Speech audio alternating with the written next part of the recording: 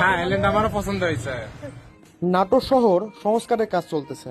ছাত্র সমাজের এমন উদ্যোগকে আমি সাধুবাদ জানাই। লাস্ট কয়েকদিন যাবৎ আমাদের এই ছোট্ট শহর নাটোরকে আমি যেই রূপে দেখতেছি, এই রূপে প্রিয় নাটোরকে আমি কখনোই দেখি নাই। এত শৃঙ্খলা, এত পরিষ্কার, এত সুন্দর করে সবকিছু সাজানো একমাত্র আসলে ছাত্র ছাত্রীদের দ্বারাই সম্ভব। আমি কয়েকদিন যাবৎ আসলে রবিন ভাইয়ের বিষয়টা নিয়ে খুবই আপসেট থাকার কারণে তাদের এই কার্যক্রমের ফুটেজ নিতে পারি নাই বা তাদের সাথে জয়েনও করতে পারি নাই। কিন্তু আজকে ভাবলাম ছোট্ট একটা রিলস তৈরি করেই ফেলি।